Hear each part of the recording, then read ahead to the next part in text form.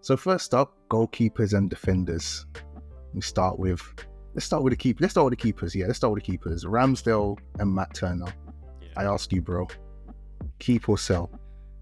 I keep both of them, and you know what? It's quite surprising to me. I see a lot of Arsenal fans saying that we should be in the market for a keeper. Maybe someone push Ramsdale. Like Ramsdale's what, 23, 24. Like his best days are still to come, as good as he has been. I think Turner, we've only seen him in the cups, Europa. I don't even think, did he play in the FA Cup and the literally when we got knocked out against City. I don't know if maybe he played in the one against Oxford as well, but I feel like Ramsdale played that one. But I don't know. So and I think Turner's been absolutely fine for a long time. He hadn't even conceded a goal in the Europa, and yes, it's Europa, but I think he's been fine. Yes, he's not so comfortable with his feet, but it's something he can work on, and he's not going to play anyway. Yeah, like who are we going to sign that is going to push Ramsdale and potentially take him out the team? Like David Raya from Brentford, maybe, but we're not going to splash like 40, 50 M's to get him out of there at this point. We've got Ramsdale just for him to compete. He's going to sit on the bench. Exactly. It's air. So, Ramsdale, I'm happy with. Turner, I'm happy with. Keep. In terms of player ratings for the season, I'm very tempted to give Ramsdale a 9. Okay. I'm very high on Ramsdale, and like I say, it's potentially because it's that age as well. Like, and you know, this guy was 30 million, and he's come from relegated clubs and all that kind of stuff. He's literally turned around to every man and just been like, trust, be quiet, shush. Like, I'm a good goalkeeper, trust me. And like, I feel he's done a lot of good work this season. Yes, there has been the one or two errors here and there, but it's in him. Goalkeepers are all mental. Everyone knows that goalkeepers they got a screw loose. I really like Ramsdale. I'll give him. Are we allowed to do halves? No, fine. Let's keep. Yeah, let's leave it whole. No, yeah, halves are we'll just get bare 7.5s. I'll keep him 8 just to be a bit conservative early on. I think he's been very, very good. And Turner, I would probably give a 7. Like, he never had a lot to do, a lot of matches where we did see him. He was largely very good, and just tidying, just kept it simple. So yeah, we're doing all right in that department, which is historically not always been a great. I remember the years of Almunia, Fabian time, man. Suffered. Yes, suffered with goalkeepers. You know what I mean? Like, you're talking layman. You know, really, when you're talking about, you know, good standout keepers, and even like you said, Layman had a screw loose, so you know he had his days. But yeah, I mean, you pretty much subbed it up pretty well, to be honest. I think I would go definitely with the double keep. I just don't think we've seen enough of Turner. Yes, like, you know, he's not excellent with his feet, but I don't think he's horrible. He's not like De Gea levels. I think, you know, it's something he can improve on. He is USA's number 1. He's going to want to still push forward with the World Cup coming in a little while as well. And I think that's going to be motivation for him. Again, you know, we're not any of these Newcastles and Man Cities that we can just go out and get these other keepers and splash cash. We spent a couple bob on him, I think, of last season or whatever it was. So yeah, I just don't think it's crazy. In terms of performance, I think Ramsdale's been on the whole very good. I think there was a patch maybe mid-season where he was a little bit shaky warrior, but other than that, nothing to complain about. I'd give him a solid 8. Turner, I'll probably give like a, this is where the 0.5s would come in. 6.5 was in my head, but I'd probably just sit him at a 6. You know, not even, just nothing special, just, you know, did his job when he came in. No horrible performances, and obviously with a keep. So yeah, I think goalkeeper is just a really calm area of the pitch right now. Turner's a great shot stopper as well. You know, Ramsdale's pulling out crazy saves every other game. Yeah, and like you said, he's 23. Like, keepers don't peak until like late 20s. You know, maybe even 30s. Some of them. You know, so if he stays for that period, we've got a good one for real. So yeah, I'm with that. That's the other thing. It's hard for keepers that start so early like this to maintain. I remember like the Joe Harts and all of them, man. Like, so yeah, you don't obviously wish for him to go down that road. But it is very hard for them to maintain that level. De Gea has been probably a standout in that respect of the modern era keepers. But even him, like, the game has changed a lot, and De Gea can't really keep up. So game's changed. Yeah. Definitely. All right, sound about good to hit up some defenders. Yeah, let's do it. All right, bro. So I think I want to go first soon because I want to talk about these guys. I want to try to do them in pairs. I'm going to talk about Saliba and Gabriel. Our guys, obviously very straightforward with the transfer. Keep. The Saliba one is making my heart a little bit anxious because, just a little side note, I've been seeing, he's banding about saying he wants these big wages. All these Daily Mails Arsenal might have to sell because of his. Arsenal won't sell. They'll give him whatever he wants because the money to even replace him of his caliber at that age is just going to be, ridiculous. So, yeah, I don't think he's going anywhere. I think for a period of time, they were the best centre-back pairing in the league. In terms of rating, I think I'll give Saliba a 9, like solid 9. Gabriel, I'll probably give him a 9 as well. I think they complement each other so well. And there was a period where people were kind of getting on Gabriel because he's good, but as soon as he has too much time on the ball, he makes a mistake. Okay. And his mistakes are very, costly. It's costly. It's leading to a goal, pretty much.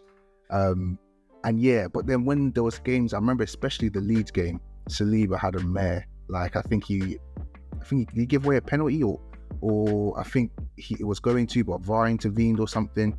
And Gabriel was just stonewall. Obviously, Saliba got injured towards the back end of the season, and it was Gabriel playing with Holding, Gabriel playing with Kivior, Gabriel playing with whoever, like to the left, to the right of him, and he's managed it perfectly. I think they're just our centre-back pairing, hopefully, God willing, for the next 3, 4, 5 years at the very minimum. I've got absolutely no complaints with them. They should just be the starting pair. I think just highlighting again on Saliba's age and what he did, it's just unheard of. What, 21, it's just unheard of. I've got nothing but praise for the both of them. I think the defensive issues we had, because I think we conceded over 40 goals this season, which is not amazing for a team that's going for the league, but I think that's just more of a team thing rather than a defense issue. But yeah, man, that's me, bro. They've been superb. Yeah, I think just on that last point you're making, and a lot of those goals have come at home, which is a shame. I think we've been very over expansive at times playing at home, and that's what it's caused. Although a lot of those matches you'll still see we won them. It's like we're literally doing too much. We're giving the crowd what they want. We're going gung ho at times, and then we're getting caught. So yeah, that's just something to be wary of, because on the road we were largely very good in regards to keeping goals out. So yeah, in regard to the centre-back pairing of Saliba and Gabriel, I mean, you pretty much said it all. Saliba has to be a 9 for me, because the minute he wasn't there, we threw away the league. Like, it was gone. And it's not to say that, necessarily we would have won the league if Saliba was there, but we definitely would have continued to give these men a run for their money. 100. And then you never know what could have happened. But the minute he's gone, and we knew he was that important, but we were still very much in the looking at likes of, we can't afford to lose Partey. Oh my God, we've lost Gabriel Jesus. Like, we never knew that losing Saliba would rock us to our core more than these other men that we lost through the season and managed with sort of thing. So, and he's been absolutely phenomenal for someone that he's been on our books for 3 years before now. Well, like when Emery was here, he was on our books, I think. Isn't that the season he came in? Like, so it's really weird. Whatever has happened before, I don't know if it was beef, if it was all a plan to get him to get better and come back, and he's been fantastic. And Gabriel as a partner has been really good. He himself has only been at Arsenal for a matter of years, as well, and he just looks like he's part of the furniture. we saw a lot more of a cooler head this year. And like you said, they formed just a terrific partnership together. And long may it continue. Saliba needs to, put his pen to paper. A lot of people are saying that Arsenal disrespecting him, offering 120k. I wouldn't call it disrespect. This guy's on like 30 or 40 bags a week. You know what I'm saying? They've tripled his wages. What's that? If that's the case, 300% increase or something. Exactly. Like, if they went from whatever he's on now, 30 or 40k a week, to 120k, that's not a disrespect. But yes, he should probably be more so in line with, what the Martinellis at the very least are getting at, like 180k a week. Because of his importance to the team. I don't think we're at a point where we can really look at people's age now and be like, oh yeah, but he's still young and stuff like that. It's your importance to the team. Pay them what they're worth. Exactly. And we saw what he was worth. We literally saw what he was worth. The guy's worth his weight in gold, because they didn't capitulate. Done. So them two have been very good. 9 for Saliba for me. Gabriel, I might give an 8. I would love to give it 8.5, but maybe they were the same, but Saliba's like almost like breakout season in it. So go a little bit of seasoning on that one. So I think Okay, cool. All right, so we kind of move into the backups now. Holding and Kivior. You want this one, bro? Firstly, I'll say Holding did nothing wrong this season. I don't want him to be holding corn because people said, Holding came in and we lost it. No. Holding didn't do nothing wrong. He didn't do nothing wrong at all, but he's just not at the level. It's, again, this team has evolved, pretty quickly to the point where Holding was never really a first team member, but he could always slot in because of how we were playing at the time and because of the evolution of the team. Unfortunately, it seems like Holding hasn't really got a place anymore. Kivior, like you were saying in the last video, we were talking about Zinchenko and Tierney at left back. Kivior is doing things that Holding can do, that Tierney can do at left back, that man in centre mid are doing. So this is a good positive evolution of the team. So and just on Kivior, we haven't seen much of him. Probably, some would argue we should have saw more of him when Holding was kind of going through, Holding was being picked when Kivior was right there. You spent 20 million on this guy. See a bit of him. It looks, apart from that first game against Sporting where he really looked shaky, he's looked good ever since. Nothing outstanding, but just tidy, good. He got a goal the other day against Wolves as well.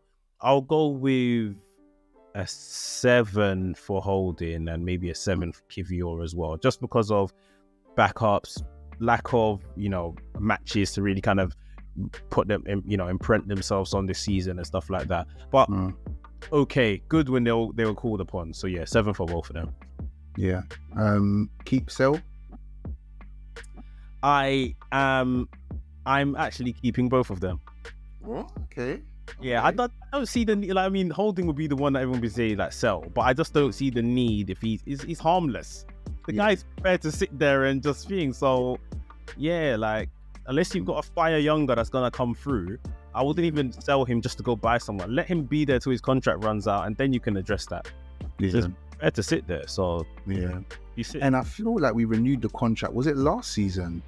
I think it was last January. I think we renewed it. I know there was a little uproar because we were trying to think, we'll shift him to Newcastle or something like that at the time. But I'm pretty much in line with you. I think Holding got a really bad rap for, his performances. I think it's just with all the circumstances of chasing the title, Saliba's injury, where we were, and then all of a sudden the drop off.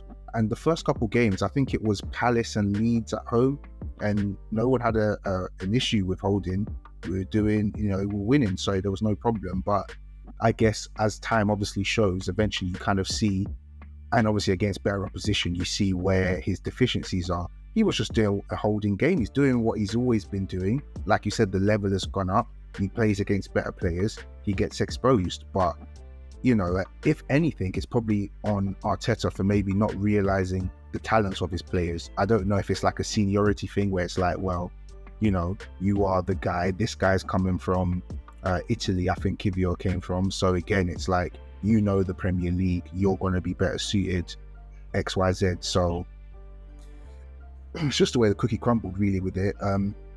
Kiwior, I think, it's just been an okay start. Needs to get into the gym as per when you're coming from those other leagues. But yeah, got a good pass on him.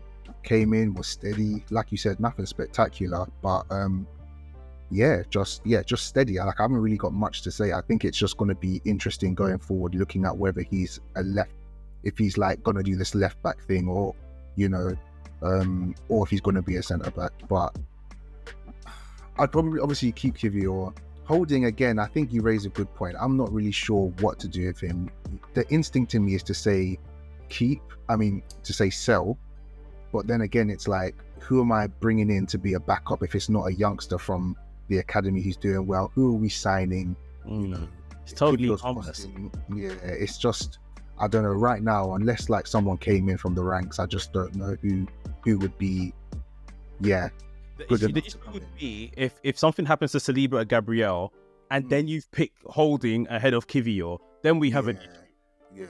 Pick Kiwior, and then if something then happens to Kiwior or Gabriel or Kiwior and Saliba, then you use your last option, which at this point is Holding. But for me, there's no real point selling him unless he wants to go. Then sell him. If he's calm, he's calm. We've seen this in the flipping the documentary. Yeah. He was saying, "I'm just happy to be here." Like, I'll do my thing when I'm called upon. That's it. Like you, because we have to remember, we don't want someone that's going to come in and start saying that I need to be playing first team football and messing up the feng shui in the club. Like, we don't need that either. Yeah, trust me. Yeah. So just in terms of ratings, I'd probably give Holding a 6. Again, nothing wrong. And Kiwior 7, just because of that, comes shiny out of the pack kind of feel. But again, nothing special really. That would be that really. And I'm more excited about these two. I really want to get into these two, Tierney and Zinchenko, left back. Now I think there's a lot to unpack, but I think we've obviously spoken about it, about Tierney a lot anyway in a previous video, which you can check on YouTube in our previous podcasts. But I'm going to start, obviously, firstly saying keep both. And with a quick fire rating, I think you can't give Zinchenko anything less than an 8. And I think I'd give Tierney a 7 overall. I give him a 7. I think Zinchenko, for me, I think I mentioned in the last video, probably our signing of the season. I think he's just transformed our team in ways that we weren't even thinking it was possible, especially because he was there at the beginning of the season. Then he had a bit of an injury layoff. And then we hadn't really seen the inverted left back. But then when he came back in, it was just different. We were seeing him popping up centre mid, cam, wide left, wide right, anywhere he wanted to, and was absolutely controlling games for us. Of course, there's still questions around the defensive side of his game, but I think the way the attack, kind of like a bit like Trent, like you kind of air the defensive side because he's so good going forward. He can turn on the sixpence. He's just been superb, really. I can't really fault him. So I definitely stick with the 8. Tierney, you said you felt he had been disrespected this season. I kind of tend to agree. I just feel like, again, and we'll speak about Arteta later, so I won't go too much into it, but I just think there's such a player in there. I know, like you even mentioned before, that our team's been evolving so much that we kind of feel like we may have evolved past a player like Tierney for the way we want to play. But I just think it's just got to be some flexibility to get a player like that in. I'm not saying he's, Roberto Carlos, but he's definitely got something that we could need that will just change up the game. That's different. That's the opposite of a Zinchenko. And I think that's going to be too important to lose. Like I said, we said before about the price being right, but I'd keep them both. And I don't know, people said rumours of Cancelo. Cancelo's a right back. I mean, I know he plays both, but he's predominantly a right back, isn't it? Yeah, but he was doing the same sort of inverted thing for City. He can play both, but I don't know. I wouldn't feel comfortable even with like Zinchenko and Cancelo and the right defensively. I'm not really feeling that. Then does Cancelo come in over Zinchenko again? Maybe he did at City. So I'm not sure. I'd keep them both anyway. I think they both had a good season in their own right. again, people were getting onto Tierney, because he wasn't doing what Zinchenko could do, which I think, again, is harsh because he's not that player. He's tried it.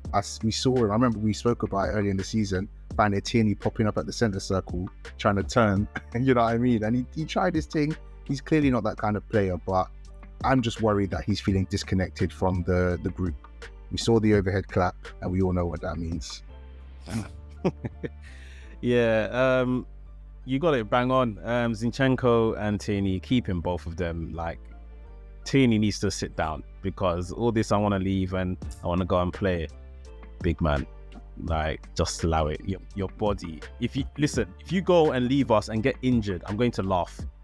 I'm sorry, I'm going to laugh. I don't wish injury upon anybody, but I'll laugh because this is what you're not considering. Yes, you want to play, but at the same time, bro, your Arsenal move nearly never happened because of Manuel injury record. So that's something to bear in mind as well. And especially like Newcastle, as good as they are right now, they're a club that will probably evolve quickly as well. And you know, their play might change. Their manager, as good as Eddie Howe has been, it's almost inevitable that he won't be there in like a year or two's time.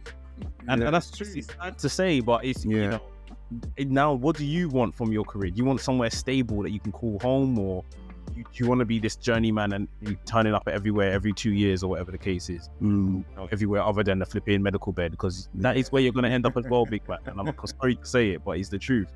Zinchenko, I when he was at City, I just thought, he's just part of a championship winning team. I didn't know the importance of what he was necessarily bringing to City.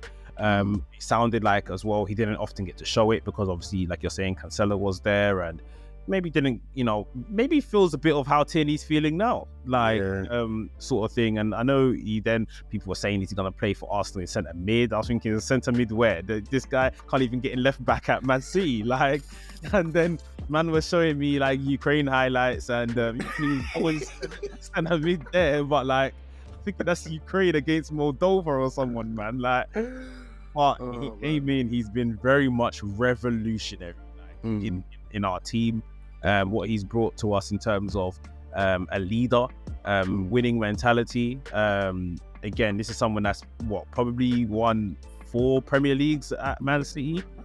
Absolutely crazy for 24, 25-year-old. Like,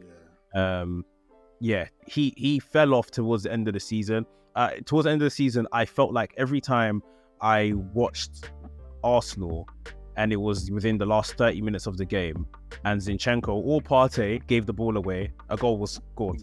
And that's what it felt like. And then Tierney was there, and we're saying Tierney's not getting a chance. And then Zinchenko kind of went off injured. So Zinchenko's been great. Zinchenko for me is getting an 8. Tierney's getting a 7. Hopefully they can just build upon this. If Tierney is to go, we're very interested to see how we replace him. I know my man, what's his name, Nuno Tavares, is he gonna come back from loan? I don't know. My man, I don't know if I want to remember him, to be completely honest. But you know, there's potential there. It's literally raw talent. And he's half been good at Marseille and half been Nuno Tavares. So we'll see. But these two have done really good. Zinchenko more so. Yeah, I hear it. That sounds great, man. I think, you know, just to kind of cap that off, I think they just kind of suit each other perfectly, in the sense that I think we've seen that because Zinchenko we haven't seen him play, you know, even 30 games a season consistently and starting. I don't think he's used to that, and he's picked up a couple injuries throughout the season. So let these injured dons just, you know, be rotating in for each other and call it a day, man. They should make a pact. This is like, it, man. Both gonna play. Let's share the games. Exactly. And just be fit. Anyway, that was a defenders section. We are now moving on. We'll do Ben White and Tomiyasu. I swear, look at me. Okay, I've missed it. All right, Ben White and Tomiyasu. All right, cool. Let's see. Okay, Ben White and Tomiyasu. You know what? I've got some very outrageous things to say about Ben White. I think for a period of the season, he was the best right back in the league. Some man looked at me crazy. Man were talking about Kyle Walker. I'm not hearing it. Pep was rubbing him out the other week, saying he can't play my football. They had Rico Lewis in there. They were doing a Kanji right back and all that stuff. I'm not hearing it this season. I think Ben White has been absolutely superb this season. Again, like the majority of the team, fallen off towards the end, but he was doing mad overlaps. His chemistry with Saka has been 100. I'd give him an 8 for this season and definitely keep him. You know, the flexibility of flipping into centre back as well is just, you know, not that he's done it much, but obviously he's kind of made that three-man defence when Zinchenko pushes up, and he's still managing to overlap for Saka, which has been key to getting Saka into more goal-scoring opportunities as well. Yeah, I absolutely love Benny Blanco, and yeah, I just want to see more of that, more evolution. Do get a bit worried. I think that game against Brighton did expose some of his weaknesses in terms of maybe going up against the real speed demons, the Matomas of the world and stuff like that. But overall, I think he's been excellent. Yeah, I give him an 8 and definitely keep. In regards to Tomiyasu, I don't know where I fall on this, you know. His injury record now just seems to be very, very concerning. Like, I feel like I'm not seeing him consistently enough at all. And when he does play, you see the quality. You know, I love the game he played when we beat Liverpool at home and he locked up Salah. Yeah. He can play that kind of left back inverted role as well. Not inverted, but left back. He's got the height on him. He's not a slouch. But the injury record, you know, I think he's had surgery now. I will still say keep because his versatility, and he's just a very good player. But if he doesn't sort this out soon, then we're just gonna have to like get him off the books for whatever we can, unfortunately. But I'd give him a 6. You know, again, I feel like I haven't seen him much. You know, when he's played, he's been like a 7 or 8, easy. But overall, I just haven't seen him enough, and it's a shame. It's just a shame. Yeah, I hear that. Ben White has been brilliant, like you said. Keep for me, he's an 8. We were talking the other day, we don't know with the plans for all these bloody inversions happening at fullback. Is he going to be the one starting? Is his long-term future at right back? Is his long-term future at centre back? He's got a place in the team. And one thing with Ben White that we kind of all know, like, he isn't someone that grew up around football. He's just very whatever for football, in it. And I swear by every team should have one of these type guys in their team, because this isn't like emotional for them. Okay. This is, I am here to do a job and job best of my ability. I don't care for football. I don't watch football when I get home. Like England drop me or whatever, I can spend more time with my missus. Do you see what I mean? Like, it's very transactional to them. And me, like, maybe because we know it, but I can see it when we're watching Ben White. Yeah, definitely. Like, I would say this season has kind of sucked him in a bit more and made him a bit more, but like, I can see the transactional nature of he just doesn't care. Like, if what some people might see as a passion or emotion is just, I'm not a prick and no one's gonna bad me up. Like, and I like that almost about him. So yeah, and he's been great this season. Like you said, his link up there with Saka has been awesome. 8 for Ben White. Tomiyasu, injuries, they're getting a bit too much. I'll keep Tomiyasu. I'll give him a 6 as well. And the 6 is just literally for that performance against Liverpool. I hear it. Yeah, it was. I don't really remember much else he done this season, if I'm being completely honest. But that was enough. Like, Tomiyasu, if we can't keep him fit, then this could be his last season coming up, sort of. Yeah. Because even from what we're hearing from the academy, there's a lot of guys, you know, young defenders knocking on the door there. Tomiyasu is here at this point playing a versatile role, you know, across the back line. So he is somewhat replaceable. So yeah, we'll see how it goes. But yeah, Ben White for me is the 8, Tomiyasu is 6.